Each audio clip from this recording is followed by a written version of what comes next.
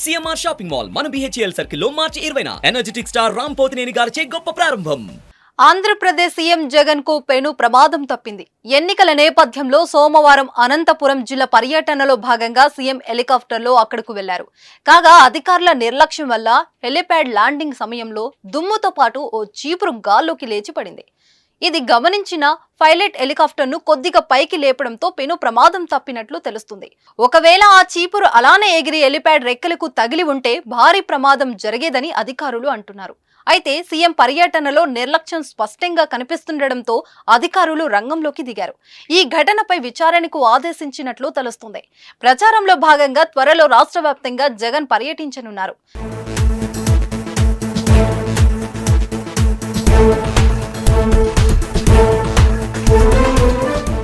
మార్చి 27 నుంచి జగన్ ఎన్నికల ప్రచారం ప్రారంభిస్తున్నారు. మేమంతా సిద్ధం పేరుతో రాష్ట్ర వ్యాప్తంగా బస్సు యాత్రకు సన్నాహాలు చేస్తున్నారు.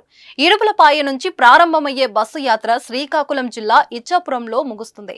మొత్తం 21 రోజుల పాటు జరిగే బస్సు యాత్రలో అన్ని నియోజకవర్గాలను కవర్ చేసేలా వైసీపీ శ్రేణులు రూట్ మ్యాప్ సిద్ధం చేశారు. బస్సు యాత్రలో ప్రతి నియోజకవర్గానికి కవర్ చేసేలా జగన్ ప్లాన్ చేస్తున్నారట. అలాగే ప్రతిరోజు ఒక బహిరంగ సభలో జగన్ పాల్గొనేలా రూట్ మ్యాప్ సిద్ధం చేస్తున్నారు. తొలి విడతలో బస్సు యాత్ర చేపట్టనున్న జగన్ ఆ తర్వాత ఎన్నికల ప్రచార సభలలో పాల్గొంటారు. మరోవైపు ఎన్నికల ప్రచారం సమయంలోనూ జగన్ ఓ సెంటిమెంట్ ఫాలో అవుతున్నారు. 2019 ఎన్నికల సమయంలో ఇడుపులపాయలోని వైఎస్ఆర్ ఘాటు వద్ద నివాళులర్పించి అభ్యర్థులను ప్రకటించారు జగన్.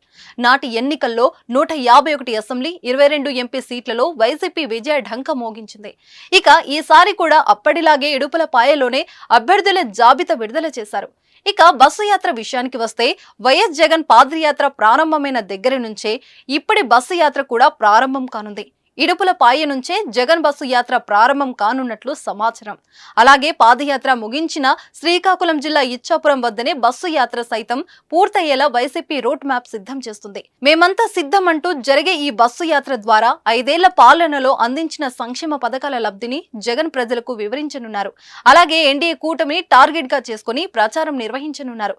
గత ఎన్నికల్లో కంటే ఈసారి ప్రతిపక్షాలు కూటమిగా ఏర్పడి గట్టి పోటీ ఇవ్వనున్నాయి. దీంతో జగన్ మరింత పకడ్బందీగా ప్రచారం చేయనున్నట్లు సమాచారం. ఇలాంటి తరుణంలో ఇటువంటి సంఘటన జరగడంతో వైసీపీ శ్రేణులు కంగారు పడుతున్నారు.